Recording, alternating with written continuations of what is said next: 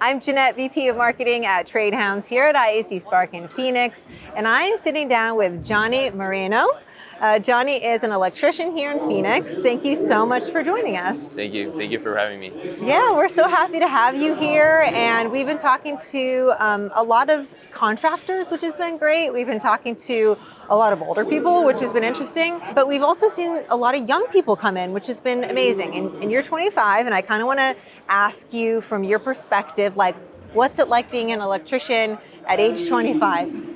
That's a good question. At age 25, I mean, if I were to look back on, if I were to talk to myself back then when I was in high school, I probably wouldn't have believed that I would be in the place that I'm at right now. I wouldn't have thought of being in construction at first, but I'm really glad that I did. Construction, being in the blue collar trade, it's made me feel a little bit with a lot more with purpose, and before I didn't feel that way. So 25 in the electrical trade, you do feel it's fun. You just hanging out with the other guys there that we're just building stuff together, and I have a good time. Every day is a new day and has its new challenges, but it's fun when you solve them. How did you first find out about the trades? So honestly, when I first started in high school, the counselor told me, do you want to go to college? And I was like, I don't like school. So I was like, I don't really want to. And she was like, well, you got to do something with your life. And I didn't know what to do with my life, but she gave me this paper that showed me different trades. And at the time it said that electricians were making X amount of money. And I was like, ooh, and I like that. So I was like, well, everybody needs an electrician. So I was like, well, let me look into it. They put me into this 6 months program with IEC actually. And it got me my foot in the trade. Things kind of changed a little bit. Didn't go fully into it after the 6 months. Worked at a shop, just working at a retail store. But I came to my realization that I needed to do something with my life. And I called that number up. I called IEC up, and they gave me a job. I got on a list of different companies, and I just got just a bunch of phone calls. And yeah, I just got my foot in the door, and now they're teaching me. I was in an apprenticeship program, and I was going to work. So it was just the best of both worlds. So what is your day-to-day life now? So you're done with the apprenticeship program? Yeah, finished it. So you're finished it, congratulations. So Thank you you. finished the apprenticeship program, and now you're working as a full-time electrician? Yeah. What does that job look like for people who maybe are watching, who are maybe just like you, when you were younger, like not sure if you should do it or not? Like, tell them, like, what is your day like? My day depends. Well, in commercial, usually here in Phoenix, we start really early, trying to beat the sun, and possible if you have light on the job site. So we start at 4 a.m. And we get off at 12:30. But every day is a new day. So with commercial, you're bending pipe, you're figuring out TIs. So a normal day for me is a new day for somebody else, and just a bunch of problem solving every day.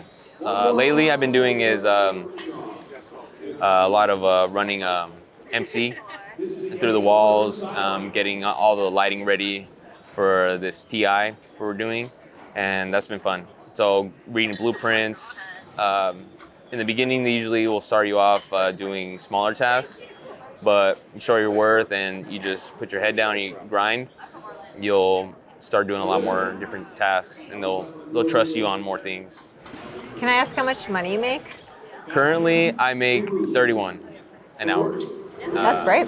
Yeah, that's here in Phoenix. It's not bad. I started off at 13, and in 5 years, I'm at 31. Yeah, I mean, that's something you mentioned, but also that I've seen a lot of research behind it, that the amount of money that you can make in this trade, and you're 5 years in now, Yeah. right? And so the amount of money you can then continue to make as you grow and get older, it seems like such an amazing opportunity, and I'm happy that you found out about that when you were younger. I wonder if, what are your thoughts on how to recruit younger people into this industry that really needs workers? Like, is it more awareness about, like, hey, you make a lot of money in this compared to a lot of other fields and you don't need a 4-year university or college degree.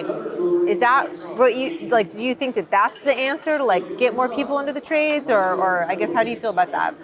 Yeah, a lot of times they see $13 an hour or $15 an hour, and they're like, I can make that at McDonald's. But it's more so the investment that you're making in your life. So electrical, that's one way. You can go into plumbing, you can go to HVAC, all different trades. But at the end, I do feel that being in the blue collar world, you feel a sense of purpose. You feel like you're actually doing something with your life. You're helping people. You're building things that are gonna last maybe even after you die. So just having stuff like that, you can look back and say, hey, I had a part in that. And you can drive by and feel like proud of something that you build, or you feel like, hey, I learned some things that I shouldn't have done, and I don't know, you just get that sense of pride in the things that you're doing. I love those videos on social media. I don't know if you've seen them where the electrician or construction worker drives by and they're like, I built that, like as they're driving through. Do you do that to your friends? That happened to me when I was like first starting off. All they had me do was put like putty pads, and it's like just the simplest task. It's just like this red putty, and you put it over boxes, and they had just all the labor workers just doing that. I just felt so proud because we'd go past the hotel, and I would tell my mom, I'm like, look, Mom, I did all that whole building. And now it's like, it's cute, but it's even that, like even somebody that's starting off, if you just take pride in even the smallest task, you'll make the day go by quicker. And on top of that, you'll look back on it and you'll be like, hey, they gave me lemons, I made lemonade. And you are on the Trade Hounds app, Yes. which we're grateful for. Would you like to share like what you think about the app? Yeah, the app, I really feel like it's promotes its people more so than the business aspect. So Trade Hounds, I really like that. It provides more tools for the actual trade itself. Like whatever trade you're in, it doesn't matter. And it has supply houses, where to go to, the wage that's in your state, like what other people are making. So it makes you more aware, and that's where I feel like Trade Hounds is more about its people. And to me, that's something that I just feel like it's more of a close knit community that you don't get on other social media apps. We really appreciate you being in the app, and we are so grateful that we've got to spend some time with you here today. And we can't thank you enough for sharing your story. And we can't wait to see you sharing more posts in the app about all the fun things that you're learning and experiencing. Good luck so much with your career, and thank you so much for your time today. Thank you, I appreciate it. And you guys are all awesome. And I just, whatever I can help at least one person in this world, that's all that matters. Thank you. Thank you so much. Thank you.